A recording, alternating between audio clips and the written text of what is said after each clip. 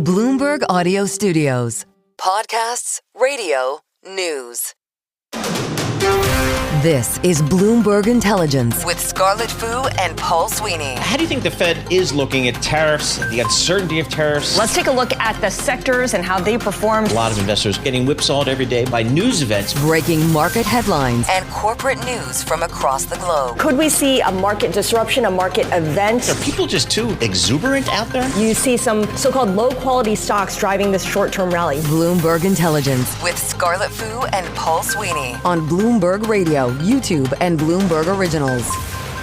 On today's Bloomberg Intelligence show, we dig inside the big business stories impacting Wall Street and the global markets. Each and every week, we provide in-depth research and data on some of the 2,000 companies and 130 industries our analysts cover worldwide.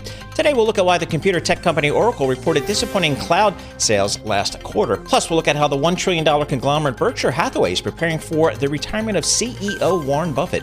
But first, we begin with a survey from Bloomberg Intelligence entitled AI's Cross-Industry Disruption. It dives into how various industries are approaching AI implementation. It's also the largest study of C-suite executives that BI has conducted. For more on this, guest host Christine Aquino and I were joined by Matthew Bloxham, Bloomberg Intelligence tech analyst. We first asked Matt to break down this BI survey. So this was a big survey we did, polling the views of 604 C-suite executives across a range of industries across the world, really kind of trying to get a sense on how corporates are assessing the current AI situation and what they think it's going to do to their businesses over the next kind of 2 to 3 years. So we kind of looked at the motivations for AI investment, what it could do to headcount, what they're expecting in terms of revenue and profit uptick. And we had some kind of interesting results out the survey. Not surprisingly perhaps, AI is very much at the top of the C-suite agenda. Something like 36% of those polled said it was their top strategic priority, and another 47% said it was within the top 3 strategic objectives for them. When we looked and asked about the main objectives behind their AI strategies, what came out top was improving operational efficiency, which was number one with 47% of the respondents, and in second place was boosting revenue at 21%. Interestingly, headcount cuts were quite low down the pecking order. Only 13% of respondents put that as their top priority, and actually it was the highest ranked in terms of the least priority. So I think it's interesting that companies are looking to boost productivity, but they're not afraid to make investments both in technology and headcount in the near term to kind of release those opportunities. And actually, on a 3-year view, 62% of respondents said they expect AI to lead to an increase in headcount over the next 3 years, an increase, not a decrease, and the average increase they're looking at is about 4%. So that kind of flies in the face a little bit of a lot of the kind of headlines we see about job cuts. I think overall, corporates see the need to invest more in staff, to roll out their AI strategies in the coming years. Yeah. Well, Matt, you mentioned 36% of C-suites now rank AI as their top priority. That number actually strikes me as a little low. I would have thought it would be at least half of the people surveyed. But what do you think? Is that something that's just set to grow in future surveys as really kind of AI becomes central to a lot of companies' workflows these days? Yeah, I think so. I mean, obviously, if you add the 47% that said it's in the top 3, I mean, an overall top 3 priority gives you the kind of vast majority of the respondents. And obviously, companies do have to wrestle with lots of other issues too. There is going on in the world beyond AI. Obviously, trade policy is another big thing that's probably on the radar for a lot of these companies too. So maybe it will kind of inch up, but I think given that aggregate, 80% plus in the top 3, probably what you'd expect to see. Matthew, how about return on investment here? That's kind of what the street's starting to ask for now. We know these companies can spend big money on AI, but what's the return for shareholders? Yeah, I think that's still very opaque. And actually, when we asked the respondents to flag the biggest roadblocks they could see to AI deployment, the investment needed in AI and the question marks around the return on investment were definitely up there amongst some of the most important concerns that respondents have alongside data security and clean data. We didn't ask much of the most specific ROI expectations. We just kind of get the sense that it's a bit too early to get an accurate read on that. I think most companies are still kind of at a relatively early stage of their AI trials. Lots of them have moved out of the kind of testing LLMs. They're into pilot phases. Some of them are even moving into scale deployment. I think it's fair to say a lot of them are not really quite sure yet what the return is going to be and how quick it's going to come.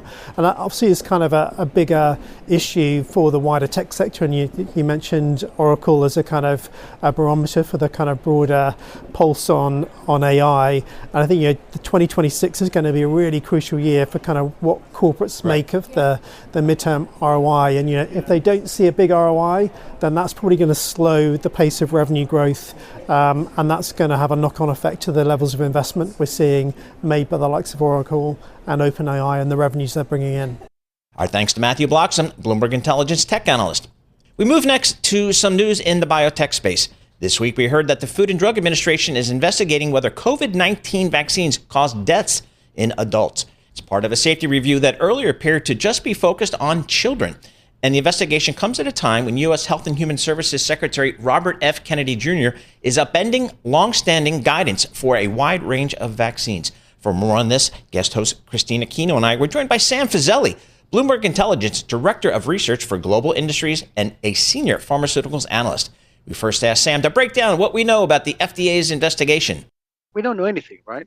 Last week we heard that they've got data that shows that there were 10 children's deaths. Where's the data? Show us, right? They go and use this thing called VERS, the Vaccine Adverse Events Reporting System, which is totally voluntary. I can go on there and say, I had chicken nuggets just around the time as my COVID shot, and I had an allergic reaction. And they go, oh, okay, oh dear. So I can put that on there, right?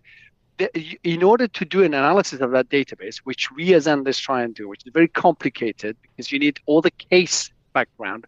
Who was that patient? What happened to them? You need to do the work. Fine. I believe that they've done the work. Show us. Where's the transparency there? Here, I'm pretty sure, I don't know for a fact, that they're using the same system. Do you see people, I mean, of course, that's a ridiculous question to ask, falling over and dying in the streets after getting COVID shots all the time? There are issues that happen. A lot of people who take COVID shots these days are the elderly, which by definition have a higher probability of complications, etc. in general. So we need to keep an eye on this. I want to see the data, and I want it properly scrutinized. Let us do that.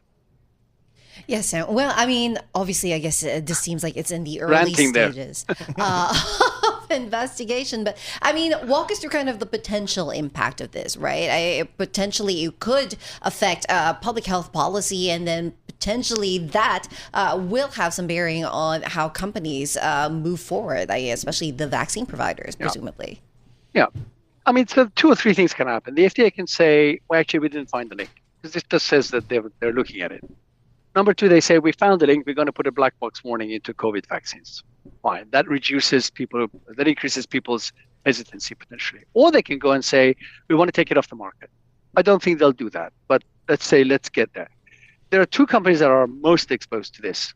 Pfizer, of course, is one of the companies that sell the vaccine, but I mean, Pfizer has a lot more going on, right? The ones that are much more leveraged to the vaccines are Moderna and BioNTech. What I find interesting is that Moderna, who is much more leveraged to it because they're selling it themselves, they have a less of a cash cushion than BioNTech has. Let's say they end the year this year with $7 billion in the bank. BioNTech is at $18 billion in the bank.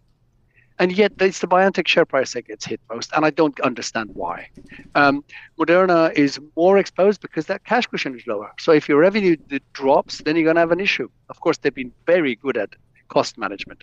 So that's where I think this could end up if it goes really to the wire and they go, right, we're not going to suggest this anymore, which would be, I think, a tragedy for the US. So, Sam, we've been 10 months into this administration. We've got a U.S. Health and Human Services Secretary, Robert F. Kennedy. We've been X number of months into his leadership. How is How are pharma companies and biotech companies trying to work with this new administration? Because there's one could argue there's a lot of headbutting there potentially.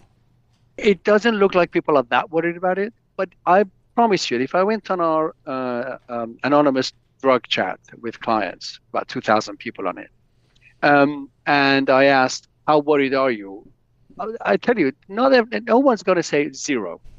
There's always this background of worry, right? Mm-hmm. The thing is, the sector's doing well. Only this week so far, we've had close to $2 billion of money raised from companies with good data that's driven the share prices up. This is between 5 and 6 companies. So the sector's thriving. We need to make sure the FDA is in a place that will have very clear guidelines so that people know what they're dealing with and not get advice today that in 6 months' time they go, well, whatever we said then, we have a different view now, right? So that is a problem, and there is something to worry about there. Let's hope that 2026 becomes a lot more stable for the FDA with logical, scientific-based decisions. Yeah, well, Sam, speaking of the sector, it's doing well overall, but what do you think is going to be the key differentiator amongst the companies between the successes and, I guess, the less successful in 2026? It's always been the same. Clinical data. Get me a drug that's showing me clean data.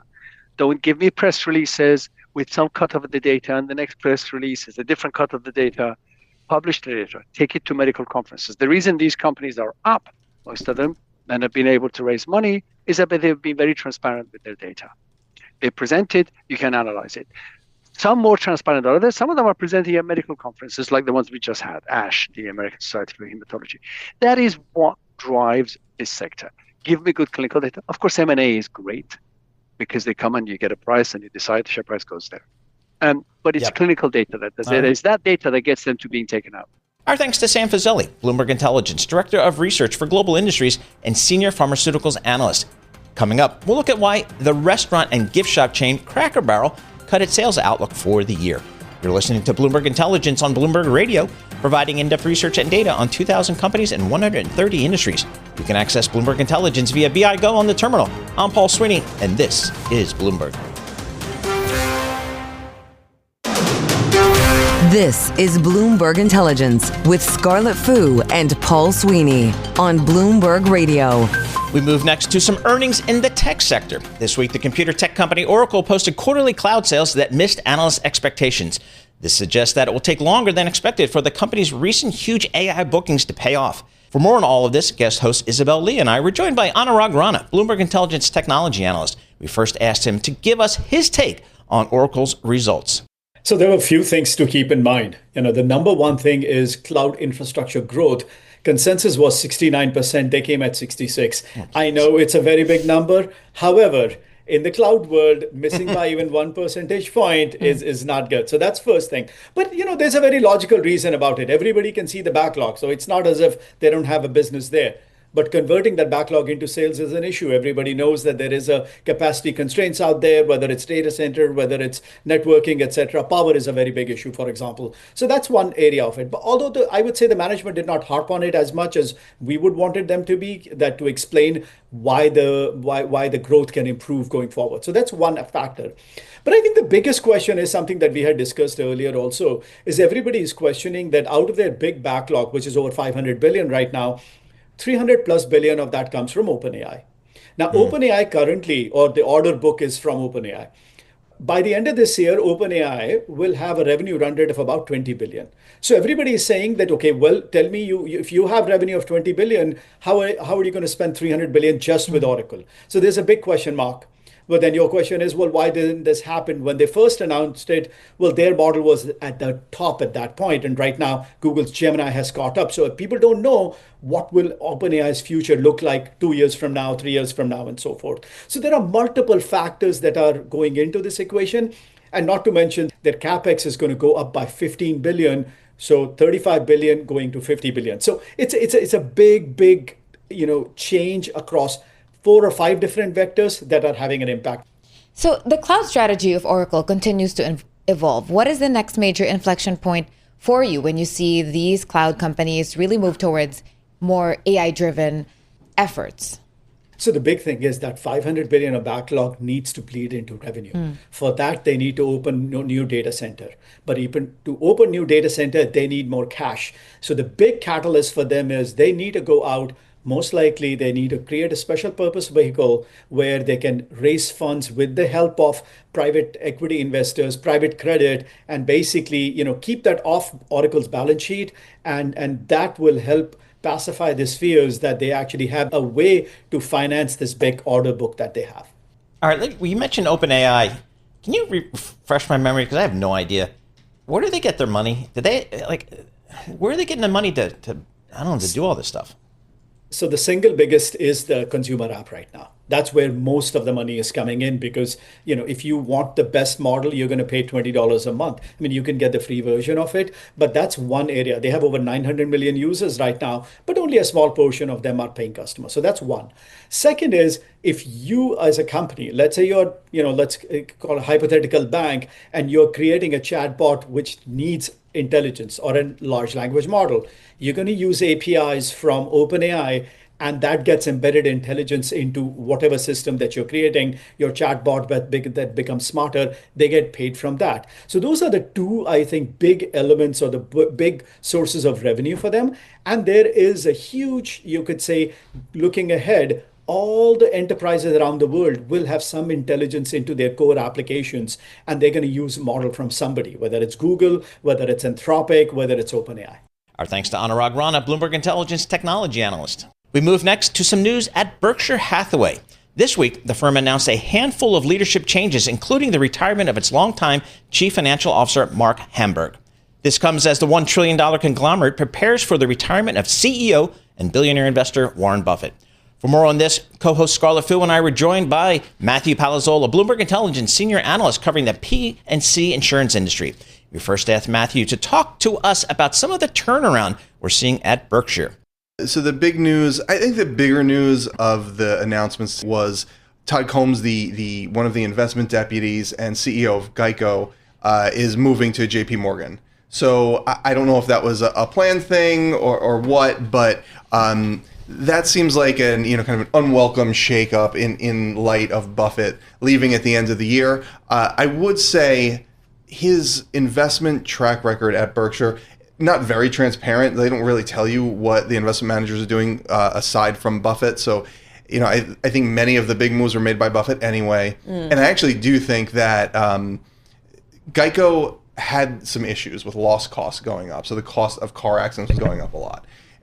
Combs's reaction was to cut a lot of costs and shed a lot of policies, which is actually the opposite of what I thought Berkshire would do. I thought they'd kind of ride it out and maybe gain some market share.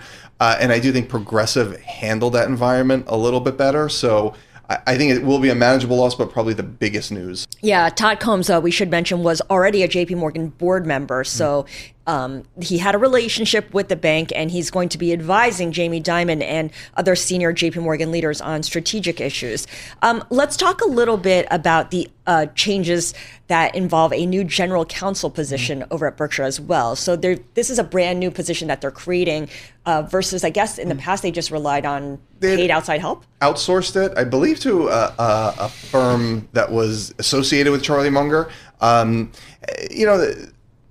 Not a huge deal, I don't think. I mean, I think it makes sense for them to have their own GC. Why not? I mean, Berkshire Hathaway, I think really the outsourcing was in part due to it being, related to the company anyway. So I think it's important. Obviously, they're going to face tons of legal issues across all of their companies. And I think, probably each one has their own individual, but it would be, probably makes a lot of sense to have this all roll up to someone at the top. What's the call? What's the sentiment out there on the street?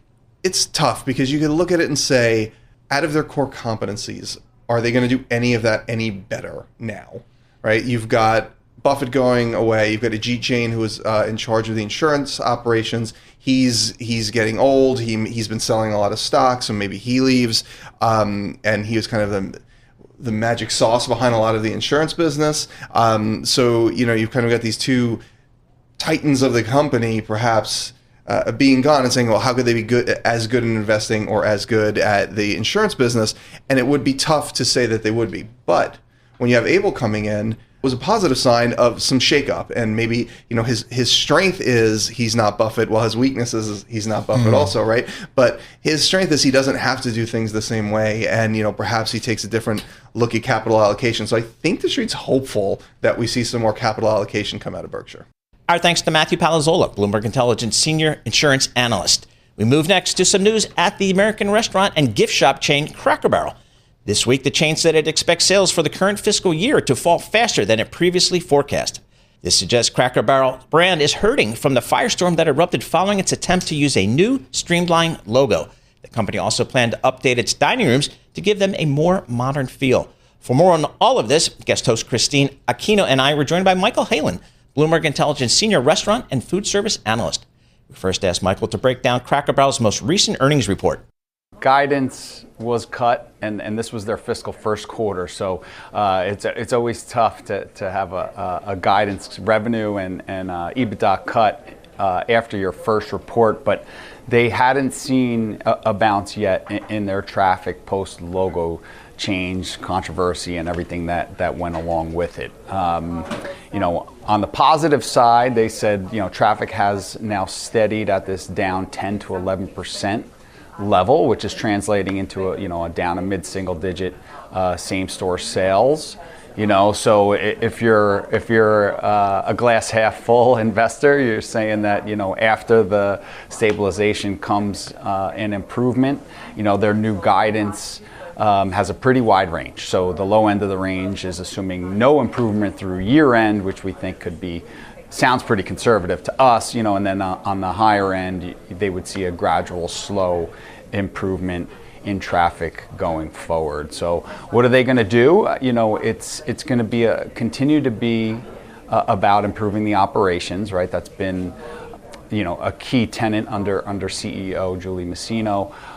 It's also going to be food innovation. It's going to be Southern favorites. It's going to be twists on old classics. It's going to be bringing back items that people loved and want to see return to the menu. But I think what really stood out is their willingness to listen more closely to their customers. I think that's a big key point of focus for them moving forward after the controversy that they suffered.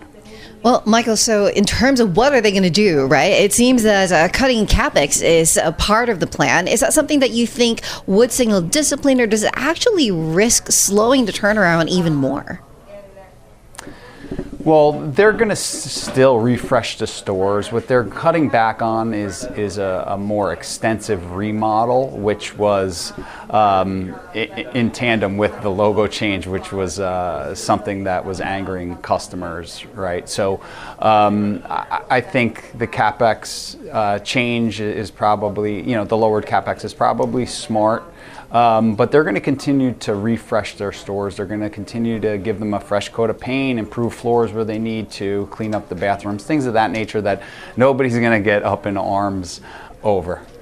I'm actually surprised in hindsight that maybe this management team kept their jobs there. I mean, this was a real self-inflicted wound there. What's the shareholders been saying? Has there been any pushback? Yeah, so listen, Julie Masino, you make a great point, Paul, and Julie Masino, the reason why I believe she's still there is that she was doing a great job until this controversy hit. This is a chain that had been bleeding traffic for years, right? They've been really struggling for a long time to bring in younger consumers, right? And she had shown pretty good success over the 12 months leading into the logo change. Same-store sales at the restaurants were up 5%. Right. In the August quarter. So I think that's why, the proxy fight kind of failed. The attempt to remove her from the board failed, and why she still has her job right now is that this chain was a mess prior to her arrival, and she was showing some pretty good progress up until August. Our thanks to Michael Halen, Bloomberg Intelligence Senior Restaurant and Foodservice Analyst. Coming up, we'll look at how earnings at the food and beverage company Campbell's were impacted by the holiday season. You're listening to Bloomberg Intelligence on Bloomberg Radio, providing in-depth research and data on 2,000 companies and 130 industries. You can access Bloomberg Intelligence via BI Go on the terminal. I'm Paul Sweeney, and this is Bloomberg.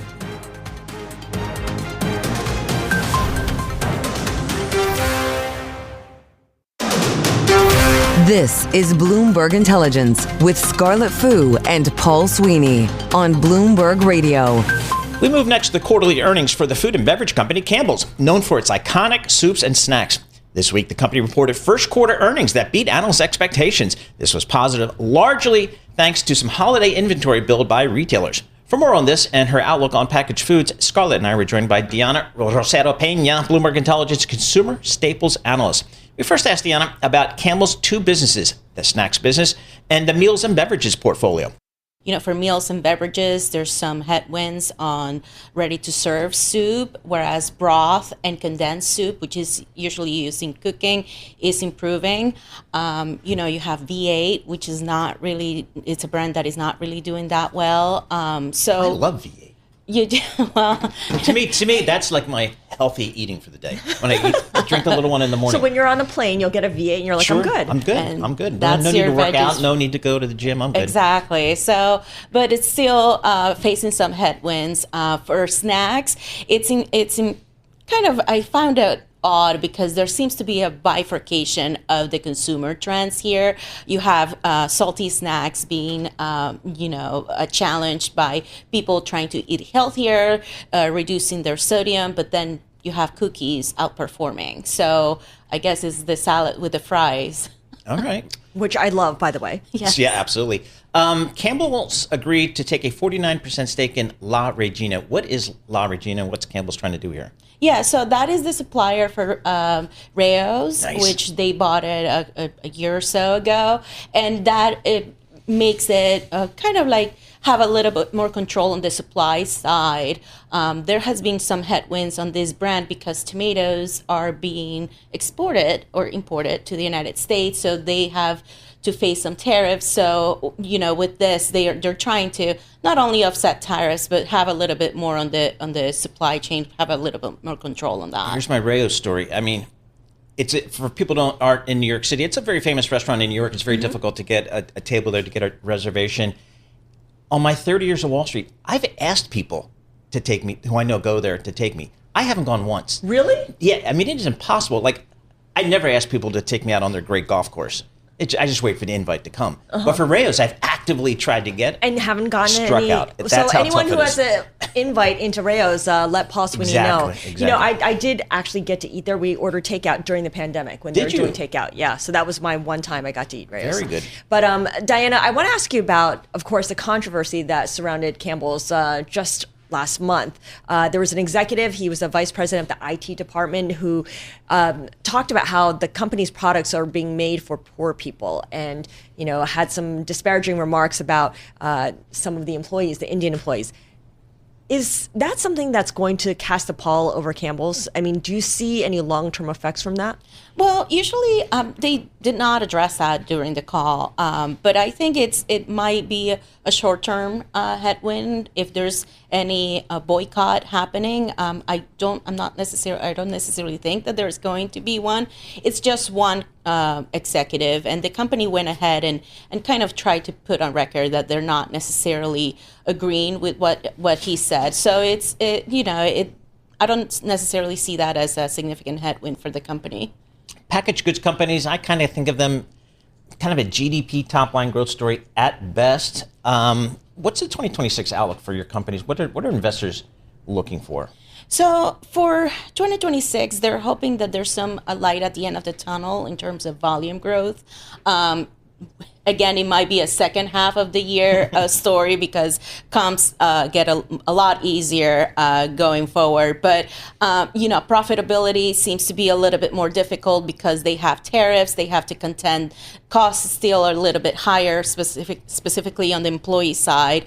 And there's also marketing that they have to do because they want to spur growth, and pricing is not necessarily the only lever that they have to. But I think about Campbell's and other packaged foods companies and how much competition they must face from private label products. I go to the supermarket and I'm going to get the chicken broth that's cheapest, and it's usually the one sold by the supermarket and not Campbell's or anyone else's. So and for private label, you don't need to do any marketing.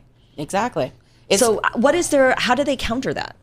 Well, More marketing. They're trying to Really? work with the retailers to position themselves in the best part of the shelf to be able to Feels like a losing move their battle. product. Yeah, well, obviously retailers have to contend with increasing their private label penetration and at the same time have a good relationship with this national brand. So they're not necessarily want them to go against this product. So they're trying to. There's some negotiations happening, and usually when I speak to retailers, because I do cover Canadian retailers, they mention that they try to expand their private label into white spaces, not necessarily served by national brands. So you might see some condensed soup private label. It's not as intricate or as better quality than probably Campbell's.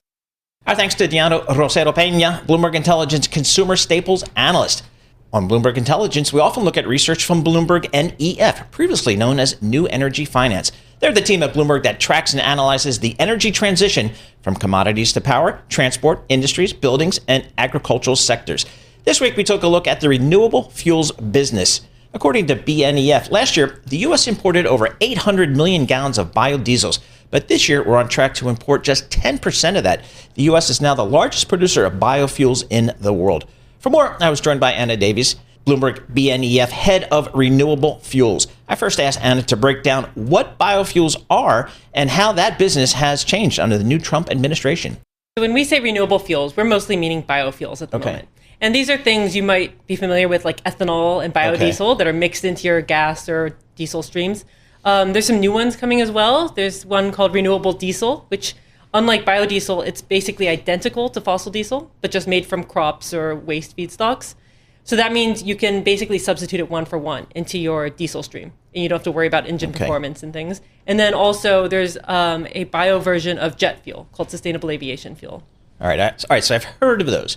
Now, my understanding is we do produce some of that stuff here in the U.S., but we also import a lot. So how's that whole world changing? Yeah, so we produce a lot of it at home, and we're growing our production. Ethanol is the biggest, but there's a growing segment of these drop-in fuels that I mentioned, like jet fuel and renewable diesel. We produce a decent amount of that here in the US, and we're increasing the capacity to do so. There's a lot of old oil refineries actually in California and the Gulf Coast that they're converting to take in bio feedstocks rather than fossil fuel feedstocks. But we also import a lot of these fuels. Neste is a big producer in Singapore and Rotterdam, and a lot of that gets imported here for use in our markets. So do we need imports, though? Because I'm just looking here, I guess last year we imported over 800 million gallons of biodiesels. This year we're on track to import just 10% of that. Yes. Wow. Is that just tariffs? This is policy. Policy changes. The U.S., the main reason biofuels get off the ground anywhere is due to policy, because otherwise they wouldn't. The economics on their own don't work. Biofuels are more expensive than their fossil counterparts, so you usually need some policy to incentivize them. The U.S. has a main policy called the Renewable Fuel Standard, which obligates refiners to blend in certain amounts of biofuels into their refining streams. We also have tax incentives. And we've both of those have now been changed in the last year or so, which is really causing the market to whiplash. In the tax incentive side of things, there used to be a tax incentive called the Blender's Tax Credit, which was basically $1 per gallon for all biofuels in the US. And that's a pretty attractive offer. It ended in 2024, and it's been replaced by the Clean Fuel Producers Tax Credit, or the 45Z. Now that tax credit is a sliding scale based on your emissions, and most biofuels aren't zero emissions, so they still have some, so they don't get the full dollar value anymore. And now only domestically produced fuels are eligible for that tax credit, so imports no longer get it. And then on top of that, the volume obligation is currently being set by the Environmental Protection Agency. That's the agency that oversees this program. And they have proposed a volume for 2026 and 27 that's quite aggressive, that's quite strong.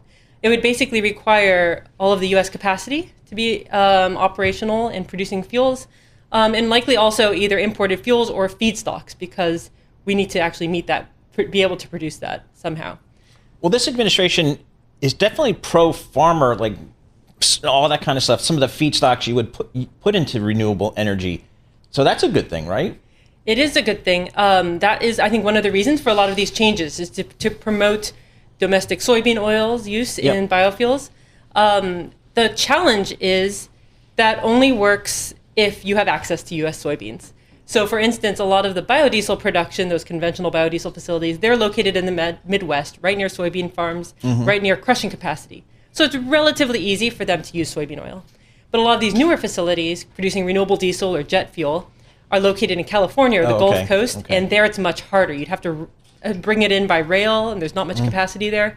And it's a lot easier to bring a shipment full of waste oil from China, say, than to even get access to the soybeans. So it's unclear if those facilities will be able to switch.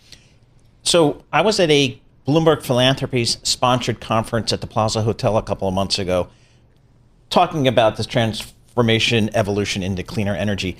And the guests we had on, non-US guests, international guests, their basic message was, hey, we, being the rest of the world, we're moving forward with this stuff. We're not slowing down or stopping. US, if you want to come along, that's great. If you don't, that's great too. Is that kind of how the world's thinking about it, at least in the short term? It is. I think everybody is taken a bit aback by it because the US has generally had the most attractive incentives. You can stack all these credits and you get an attractive number that can kind of bridge that cost gap. But there is a lot of policy momentum in the rest of the world moving forward rather than back. And so you can see a lot of the shift happening. For instance, Europe, the EU, and the UK both instituted a sustainable aviation fuel mandate this year. So we anticipate a lot of those volumes from Singapore might flow that way. Singapore itself has a new SAF mandate, so they might even keep the volumes at home. And then China is an interesting one to watch because they're building a lot of new capacity to produce these fuels. So it's unclear whether their feedstocks will go elsewhere or if they'll keep a lot of it domestically for increasing their own production. Our thanks to Anna Davies, Bloomberg BNEF Head of Renewable Fuels.